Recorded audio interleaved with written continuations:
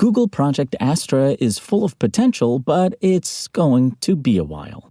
But before we get into that, ahead of Global Accessibility Awareness Day this week, Apple is issuing its typical annual set of announcements around its assistive features.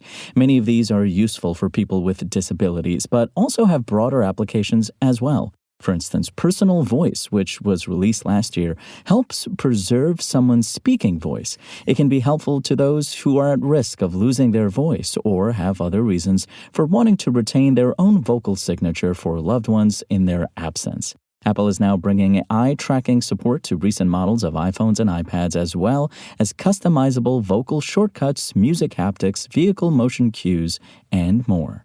And anyone who wants to keep an eye on their perimeter or see nighttime trash panda action may want to check out this deal on Amazon.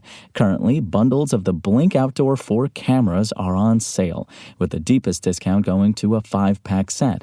At full price, it costs $400. With the discount, it's $200 instead. That matches the Prime member-only price we saw earlier this year, but this time, even those who don't pay for Amazon's program can get the offer. Other bundles and Blink devices are on sale too as part of a larger sale. Find the latest news and reviews on these gadgets and more at Engadget.com. At I/O 2024, Google's teaser for Project Astra gave us a glimpse at where AI assistants are going in the future.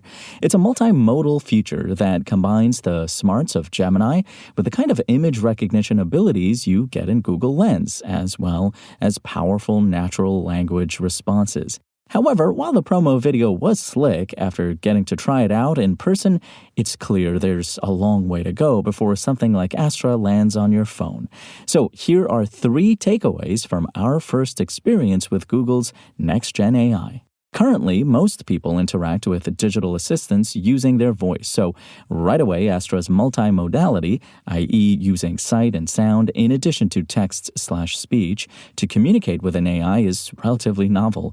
In theory, it allows computer-based entities to work and behave more like a real assistant or agent, which was one of Google's big buzzwords for the show, instead of something more robotic that simply responds to spoken commands. In our demo, we had the option of asking Astra to tell a story based on some objects we placed in front of camera, after which it told us a lovely tale about a dinosaur and its trusty baguette trying to escape an ominous red light. It was fun, and the tale was cute, and the AI worked about as well as you would expect, but at the same time, it was far from the seemingly all-knowing assistant we saw in Google's teaser. And aside from maybe entertaining a child with an original bedtime story, it didn't feel like Astra was doing as much with the info as you might want. Then my colleague Carissa drew a bucolic scene on a touchscreen, at which point Astra correctly identified the flower and sun she painted. But the most engaging demo was when we circled back for a second go with Astra running on a Pixel 8 Pro.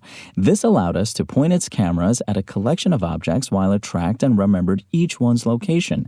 It was even smart enough to recognize my clothing and where I had stashed my sunglasses, even though these objects were not originally part of the demo. In some ways, our experience highlighted the potential highs and lows of AI. Just the ability for a digital assistant to tell you where you might have left your keys or how many apples were in your fruit bowl before you left for the grocery store could help you save some real time. But after talking to some of the researchers behind Astra, there are still a lot of hurdles to overcome.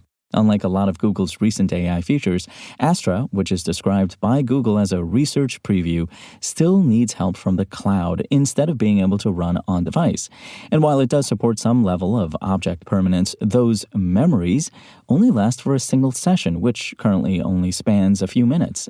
And even if Astra could remember things for longer, there are things like storage and latency to consider, because for every object Astra recalls, you risk slowing down the AI, resulting in a more stilted experience. So, while it's clear Astra has a lot of potential, my excitement was weighed down with the knowledge that it will be some time before we can get more full feature functionality.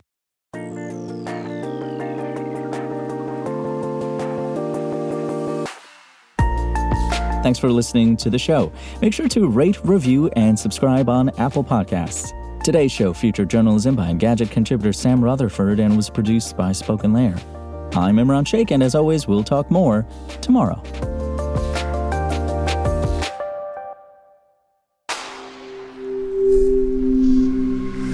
Spoken Layer.